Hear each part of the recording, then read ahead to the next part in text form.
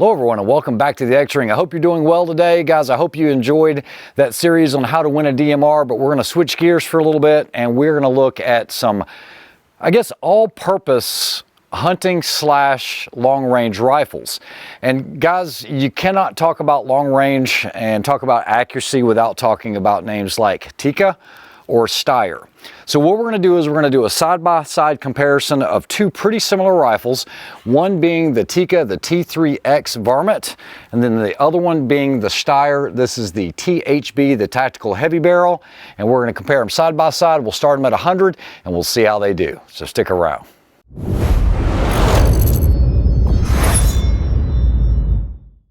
All right, so first up is the Tikka. This is the T3X.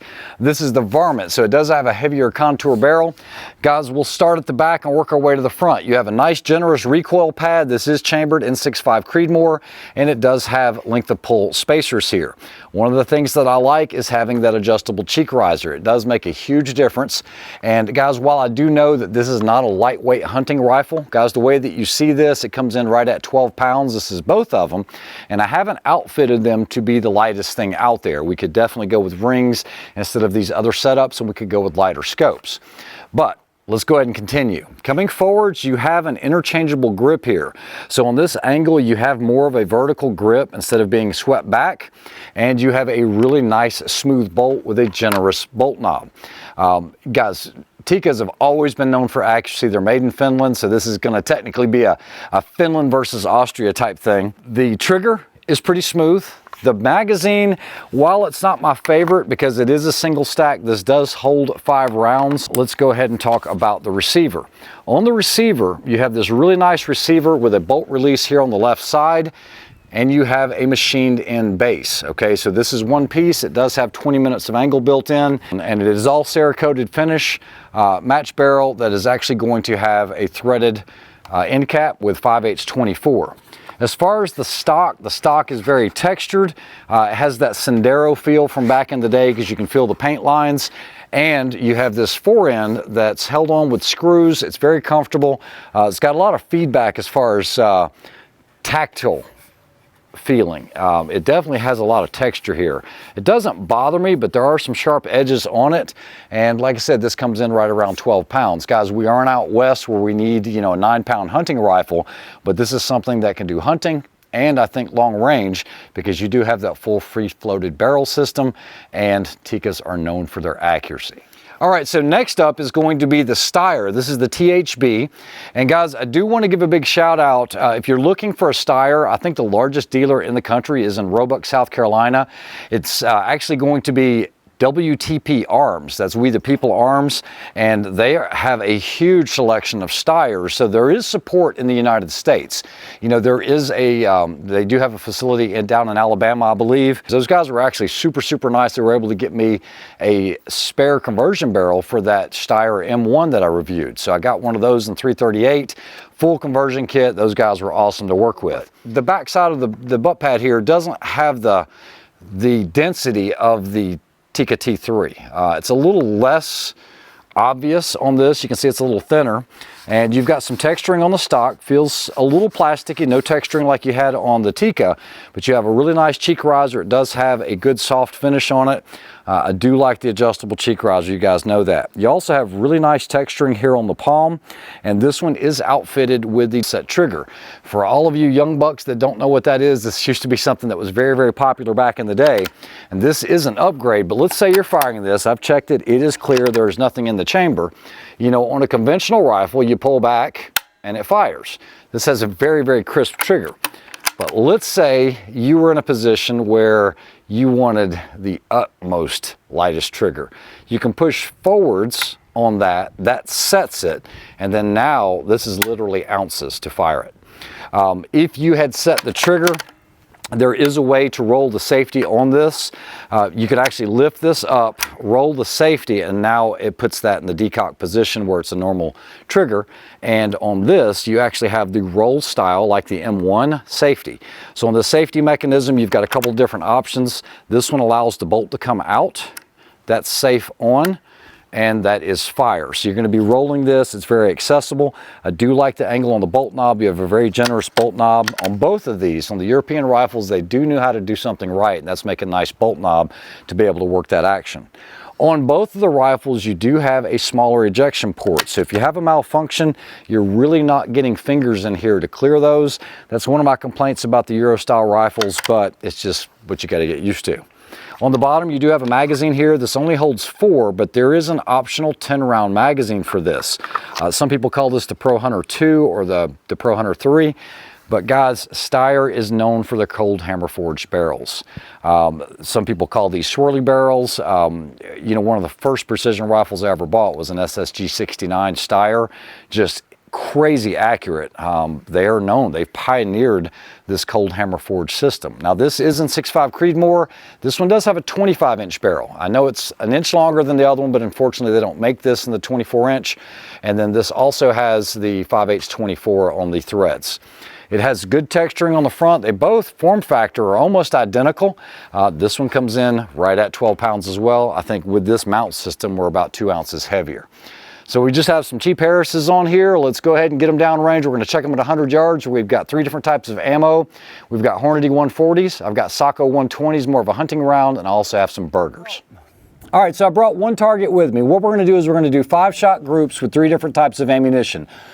Both of these rifles are supposed to shoot sub-MOA with a sub-MOA guarantee. We've got the Burger 140s, we've got the Hornady 140 ELD M's, and then we have the Sako, which is a hunting ammunition. You got the Power Blade, which is 120 grain ammunition. So what we'll do is we will do 5 shots with the Steyr first. This is the THB. Guys, I'm not going to use the double set trigger, and I will tell you on this magazine, it only holds 4 rounds. So what I'm going to do is I'm going to go ahead and chamber the first round. I'm going to put it on safe. This way I can do a 5-shot group. Now, as far as the condition of these rifles, both of these rifles have been clean cold bore. I shot 2 Fowlers just a little bit ago just to make sure that they were fouled, and they've been cooled down because it's been 30 minutes since we did that. And we're going to shoot the top left target with the Steyr first. So here we go.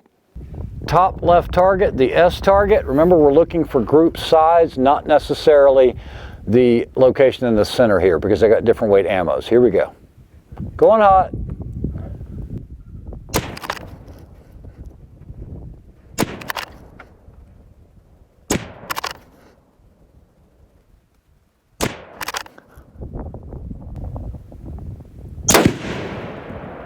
Okay, so we had 3 shots touching, 1 in the center, and then 1 was high for no reason.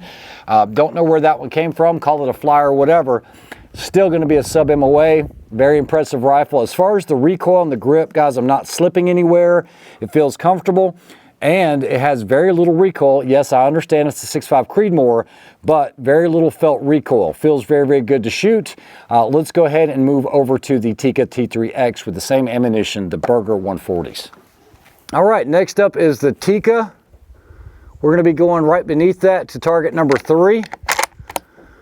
The action's a little smoother on the Steyr, believe it or not, but let's see what the felt recoil is. Here we go. Starting to get a little bit of mirage out there.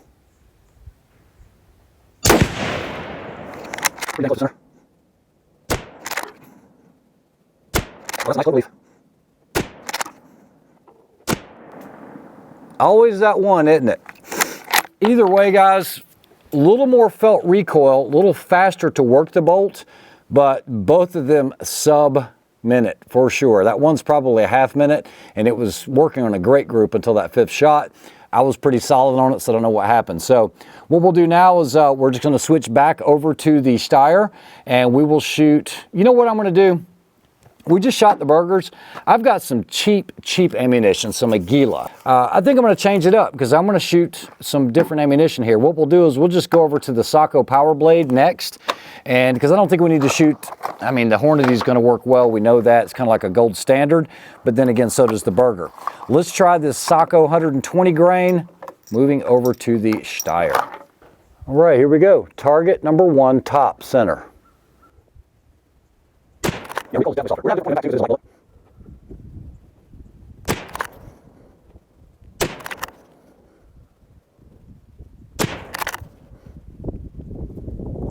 right, so not bad, definitely over a minute. So the Steyr does not prefer the 120 grains. Perfectly acceptable for hunting, I think. I think the Tikka is probably going to have an unfair advantage of here because it is Sako ammunition. It's made at that Sako factory. Let's see how it does. I don't know. Let's check the groups on it. All right, target 4 center. Here we go, bottom.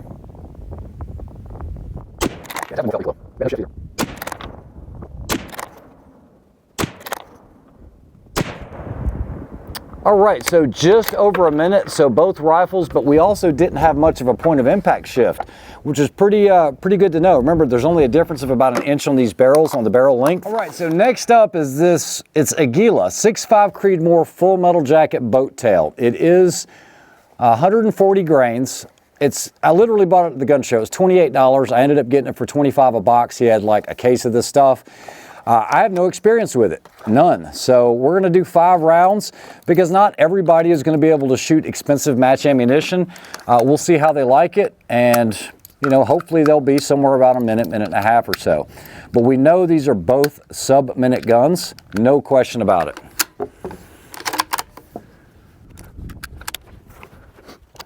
All right, 2, here we go.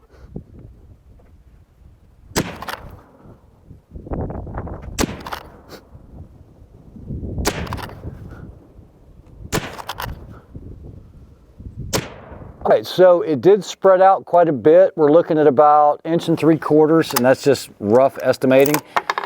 The stroke does seem a lot longer on this now that I'm shooting them back to back to back. Recoil is softer on the Steyr. Accuracy's there for both of them with the match ammunition. Let's try it with the Tikka. And guys, there is a lot more to this video. I'm actually going to be trying some different suppressors. The Silencer Co. Scythe, the TI. I'm also going to be trying a Recoil-X end cap that serves as a muzzle brake. Mr. Kaysen is the inventor of that, and it's pretty impressive. We'll go check it out. A lot of guys aren't aware of the 6.5 Creedmoor hack. A lot of people know it. I know it'll just be a review, but we've used no chronograph data, no ballistics. I literally came out here with 2 hunting Varmint heavy barrel rifles, and we're going to show you how that works and how you can probably get impacts out to 700. We'll see. All right, so now the Aguila for the Tikka. Here we go.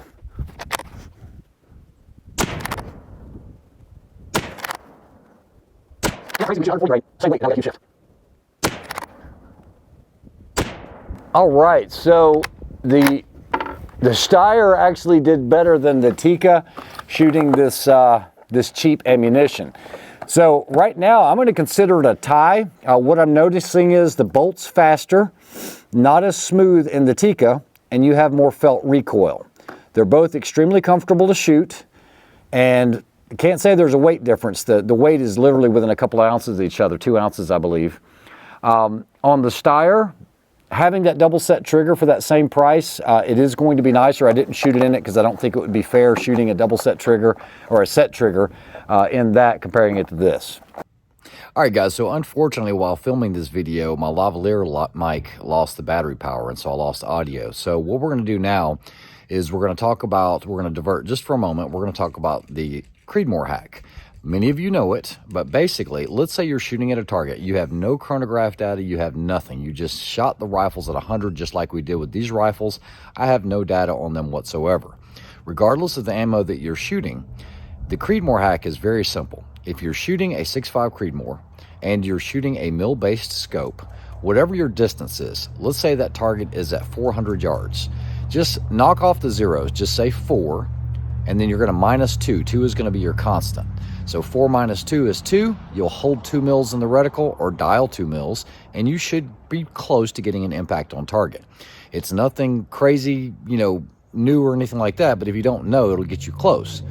A quick exercise, if you're shooting a target at 700 yards, just drop the zeros at 7 minus 2. That's going to bring you to 5, hold 5 mils, and you should be all over it. So here's some examples with the trigger cam. Now, on the trigger cam, with my vision, for you guys to be able to see the reticle clear and the target clear, I cannot see through the scope. I literally can't even see any of the lines on there. So I'll be talking you through it. Here we go. Oh, and one last thing I forgot to add. Let's say you're shooting at an odd distance. Let's say 570 yards. Just drop the 0. 5.7 minus 2, that's going to be 3.7. That should get you close. You guys can work with me on this. Basically, if I'm holding dead center here, that's 300 yards. If I subtract 2, that is going to be a 1 mil hold. So 300 yards minus 2 is 1. So I'm going to hold 1 mil. Here we go. That's an impact. Now what we're going to do is we're going to go to 400 yards, which is the yellow. So 400 yards minus 2 is 2. So 2 mils. Here we go. I think that was a wind call, but the problem is I can't see through my optic because I'm using this trigger cam. I'm not sure what side that missed on. That's going to be a wind call. Let's just go to the yellow, the big one, and we'll hold 2 mils. Here we go. So you can see that. So I'm going to go to 500 now. Now 500 yards minus 2 is 3. This should be a 3 mil hold. Here we go. Impact. And guys, remember, we have no data on this rifle whatsoever. All we're doing is the Creedmoor hack, the 6.5 Creedmoor hack. So if we go to 600 yards,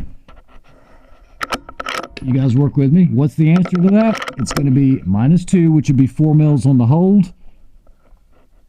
And here we go. Impact. All right, should still be recording. Unbraced. Steyr.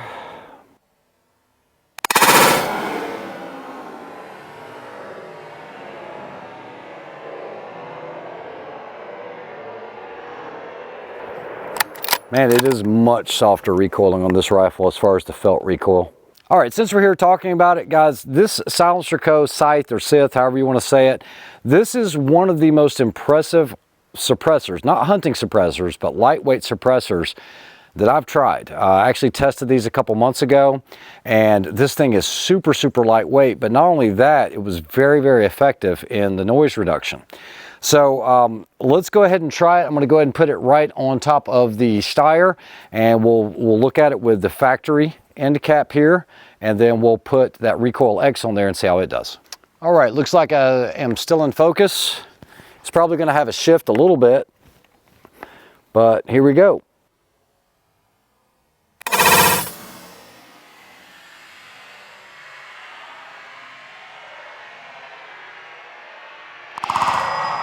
Wow, that's quiet. Very, very soft recoil on that. I almost think I could do that without ears. Now let me go ahead and put the Recoil-X on there. Now guys, on this Recoil-X, basically it is a 3-chamber brake. It's super lightweight. I think it's made out of aluminum, and this just basically screws into the end cap of the Scythe. You can order it in different sizes. It's very specific to the aperture on the end of the can that you're using. So like with the Diligent Defense, you'd have to order a different thread. There is no adapter or anything like that. So let me go ahead and put it on there. We'll see what it looks like. All right, now that I have this installed, let's see what a difference it makes. I've got it on there timed pretty well.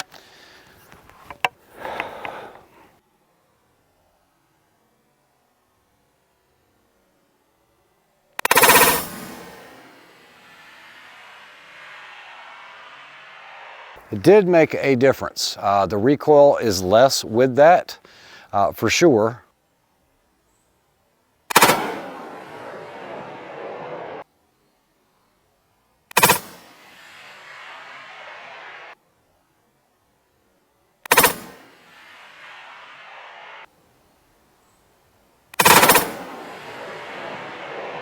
This thing does work. It's on there tight. Everything's tight on here.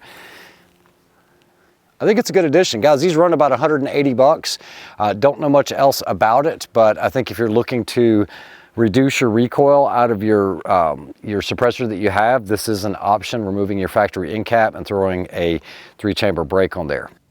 All right, guys, doing what I can do to salvage what I can out of this video. Before I give you a full evaluation of both rifles, I do want to say that Tikka is on the forefront. They always have been. You know, I was at SHOT Show. I had an opportunity to shoot the Tikka Ace series, not only in the rimfire, which I didn't even know they were coming out with, but also in the centerfire in the competition, as well as their Hunter series. Tikka's going to have a big support base. You guys are already very familiar with it. Now, while most people know the name Steyr, they really haven't shot the rifles. Steyr is on the forefront of a lot of things that are very, very prevalent in Europe. You know, they've done the monoblock system. I had a chance to shoot those out in Dubai. Extremely accurate. Basically what they've done is they've taken the barrel and the actual receiver, the chamber itself, and it's all one solid piece called a monoblock. You know, I don't know how that will work long term for someone that, you know, shoots a lot of rounds, because you're not going to be able to simply rebarrel that. But it is something that is groundbreaking in the fact that you've got one solid chamber / barrel.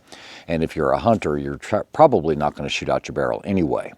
So they're both great European manufacturers. I can't say anything bad about either of them, other than the fact you'll probably have a little more support with the Tikkas. So here's my evaluation of each one of them. I think you're going to be happy with either one that you go with if you are looking at a Steyr or a Tikka or something like that for your next hunting trip, or something that you wanted to be able to do long range shooting with as well. I think both of these are great options. I would have no problems taking this out to 1,000 yards or even doing a mile day with either of these rifles without having to worry about heating up the barrels so much that I'm getting, you know, shots all over the place. The barrel contour is nice on both of them. If you're going to hold my feet to the fire and I had to pick one of the two, I'm probably going to go with Tikka only because of the support. While Steyr is represented in the United States, the support just isn't quite there. And with Tikka being, you know, owned by Beretta in USA, I think you're going to have a lot easier time if you had any type of issues or getting parts or anything like that. It'd probably be easier. I could be wrong on that, but I'm pretty sure, because what I went through in trying to source a magazine or a barrel or any of that other stuff, if it wasn't for one of my viewers reaching out to me and putting me in touch with WTP Arms, I would still be without that barrel. So, and I had called Steyr directly a couple of times and they really couldn't give me any answers. So I think that's the biggest thing. Here's my final evaluation on the rifles. All right, so after shooting these the last few hours, what are my thoughts on the Steyr compared to the Tikka? I will tell you, everything on this is nice. There are no sharp edges. It feels really good when you're holding it. Just the texture, it is a super nice rifle. As far as the accuracy's there. I think this is a sub-MOA rifle for sure, 100%. Maybe we just needed to try some different ammunition. I know that Steyrs just shoot. They just plain shoot. I do like how slim this is on the front. I like the safety. The bolt is super smooth and the felt recoil is considerably less. And when I say considerably, it is less. In the 6.5 Creedmoor, which has almost no recoil, it is less felt recoil than the Tikka T3x. I really like the set trigger. I've always liked the set trigger, always been intrigued with them. I don't like the small ejection port, but that's just a European thing. And also not being able to drop a round into the chamber, just drop it in there and then close it. You know, maybe it's got to fall in a certain way, or you got to shake it or hold it, whatever. Just not my favorite. Bolt and all of that is smooth. Trigger, great. Those are my thoughts on this one. I'll give you an evaluation on both here in just a second. Threaded barrel, all the fit and finish is good. And like I said, street price is going to be less than that $1,400 range. I know it's going to be considerably less because this double set trigger is actually a $400 upgrade. All right, next up is the Tikka. I like the color, but they also make this in green as well on the Steyr. Once again, fit and finish is good. A lot of exposed screws and fasteners. That is one thing that I know they're going to rust over time, especially in a hunting environment. When you're out there in the woods for a couple days, you are going to see surface rust develop on these. Probably see them on the sling swivel studs as well. Action, crazy smooth. Not as smooth as the actual Steyr, but it shoots. I do like the machined in base on this. It's one less thing I have to worry about knocking it around. Now I'm just worried about the attach point, not the base. I'm just worried about the rings. The barrel is a contour that is almost identical to the Steyr. I think this one's a little bit thicker. It is a Cerakoted finish, so I do know Cerakote holds up really well. I will tell you that it doesn't feel like it's finished up here towards the end, but it is not bad at all. About the same contour. Once again, you're gonna have your hands up here, they're gonna be sweaty, and these screws are going to rust. I just know it's going to rust, it just happens. But I do like this rifle. These do shoot like any Sako, like the Tikkas. I've always said you'll never go wrong with the T3X, and I think in the accuracy department, just all around, it beats most rifles. This is something you can shoot long range with, as good as long range is going to get you with a 6.5 Creedmoor. It has more felt recoil. Don't quite understand that. Could be just the ergonomics of the stock and the comb and all this other stuff going on. But these are great. I do need to thank Beretta for all the support, and I do like this rifle quite a bit. As far as the silencer go, this Scythe, guys, if you're on the fence about getting one of these, go ahead and get it, go ahead and order it. The problem is these are hardly ever in stock, and I haven't had a chance to check out the modular one if they do make it in 2 different lengths. But guys, this is a winner. As far as the Recoil-X, it does have its place if you have a hunting suppressor, and let's say you just don't want to buy a bunch of others, or availability. Guys, you're not going to be able to find that Thunder Beast, that SSRR. They're just not available, or you're going to be on a wait list forever. I think they're running over a year now on back orders. And then, you know, the Area 419 Maverick, super modular, works really well. I've featured that on the channel many times. I've shot it on this as well. And I will tell you, for a lightweight suppressor, you're going to be hard pressed to beat this one. This is one of my favorites. I don't know what kind of voodoo they got going on the side of here, but kudos to them because they knocked it out of the park with that can. It's a great weight, it's a great length, and very effective for calibers like the 6.5 Creedmoor. So that's my evaluation of both. I think you're going to be fine with either one. Depends on if you like Finnish or you like Austrian. They're both going to be great quality rifles. I think they will last you a lifetime. I think the Steyr over time is going to show less wear than the Tikka, but the Tikka is nothing to scoff at. I know just from me carrying this around, I'm already getting some chalk marks on the side of the chassis here. Just pretty much the same stuff, just carrying it in bags and whatnot. I think this is just going to show age over time, but it is a great rifle. I'm not a big fan of the single stack. Works well, you never have to worry about feeding issues. It would be nice if they had a provision for longer magazines. I don't know if they make longer magazines, but this would actually be a pretty good rifle for NRL if you were doing, you know, you wanted to shoot open heavy because of weight or whatever the case is. Maybe you can make it open light. I'm not sure if you can get this under 12 pounds.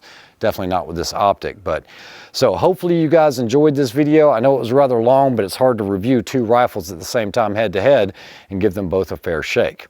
You guys take care. We'll see you on the next one. Have a good one.